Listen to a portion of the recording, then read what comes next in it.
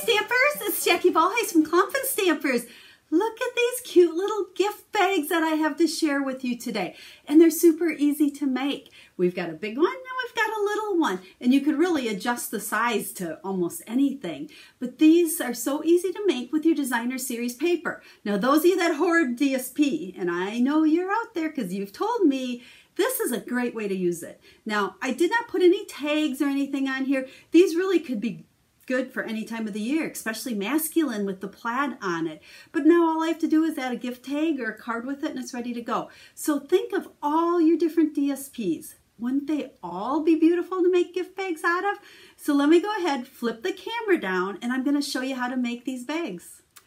Okay, paper hoarders, I challenge you to make a gift bag, or 2 or 3 or 4. With Christmas coming up, this is the perfect way to use up your paper. And what cute packaging this makes. And they're super simple. So let me set these aside and let me just show you how I made them. So I have 2 pieces of designer series paper that are 6 by 6. Now you could do this with 10 by 10, 8 by 8, whatever size you want. You just need 2 pieces the same. Now my bigger size bag here was made with 2 12 by 12 pieces. This little one's the size we're making right now, and this is 2 6 by 6 pieces. So we're gonna go ahead and just use our Simply Scored, and we're gonna score all the way around it. And I'm going to do 1.5 inches on 3 of the sides. And then on one side, I'm only going to go 1 inch. This is going to be the side that folds down and is our little flap at the top.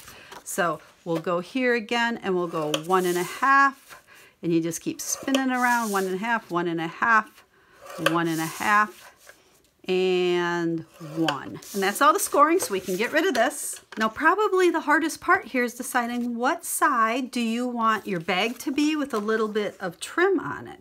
So do we want it to be mostly plaid, or do we want it mostly green? I actually kind of like the plaid. So where's our 1 inch side here? Let's see. Right here. We're going to fold this down so we have the green little lip of our bag coming down. Now I just realized, ooh, it did work.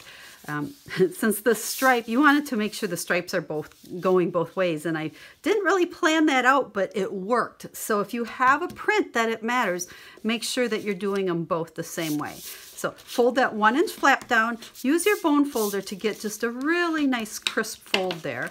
And then your other 3 pieces, you're going to fold. And notice that I'm going the opposite way. You want the outside of the bag showing here. So each time I make a fold, I just kind of fold it over and use my bone folder.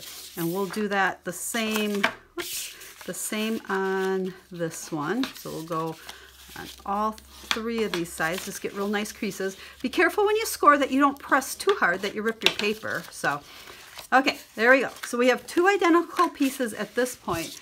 Now we're going to grab our scissors, and on one of these pieces, it doesn't matter which one, we're going to cut out the bottom 2 little squares.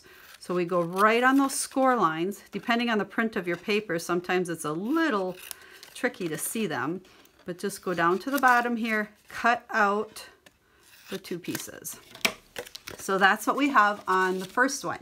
Now on the other one, we're going to come from the side here, and we're going to just cut in. We're not cutting anything off. Okay, so do you see the difference? This is why I'm doing a 6 by 6 instead of a 12 by 12 for you. So we're just cut in there, and then we've cut these 2 pieces out. Now all we need to do is glue this together. So we are going to take this little flap on the bottom here, and it's going to be glued right into the other piece. Okay, here's our cuts there. So we're going to put adhesive on the back. I like to use my liquid here because this holds really well. That little flap fits right into the scored area of the other piece. Rub it down good, let that glue dry. And now our little tabs go in. This comes up, and that comes up like so. And that is all there is to this. So just pick one of these sides here to put adhesive on our 2 outside pieces. Okay, remember with this liquid adhesive, you don't need a lot. Let's get out to the edges good. And then all we're gonna do is fold our little pieces in.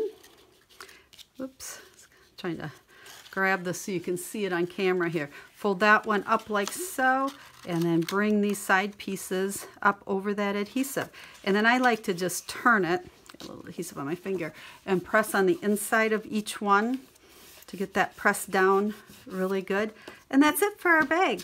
Now I do sometimes take a little bit of adhesive and stick it under these side flaps just to hold those down. And it's not scored and cut perfectly. Doesn't match up perfect there, but that's totally okay. So there's our little bag. Now let's look at the other one, and you can see I just punched holes and put a piece of the burlap trim through it. We could, you know, do 2 handles, or we could do 1, add a little tag, and there is that bag. Okay, let's take a look at the bigger one. This was made exactly the same, only I used 2 12 by 12 pieces. And when I scored it 3 inches on 3 sides and then 2 inches at the top. So you can really play around with those measurements. You could go smaller on the side here. You could even do 2 inches all the way around, and it would just make a narrower bag, but it would be bigger this way. So like I said, this one we scored 3, 3, 3, and 2. And our smaller ones, we were 1.5, 1.5, 1.5, and 1. So and then this one, I just punched 2 holes to put our trim on. So are they easy enough? I promised you it'd be quick and easy, because you know me, everything's quick and easy. If you haven't subscribed to my channel already, make sure you push on the button down there on the right-hand side. I come to you usually 3 times a week with all quick and easy projects. As always, I'm here to help you as well. So if you have any questions, make sure to get a hold of me. And if you're looking for a Stampin' Up! Demonstrator, I would love to be that person. Stampin' Up! Is my full-time job. I've been doing this for almost 24 years now. And my passion is teaching you to make quick and easy cards and projects. So let me know if I can help you in any way at all. So until we get to stamp again, have a stamp happy day.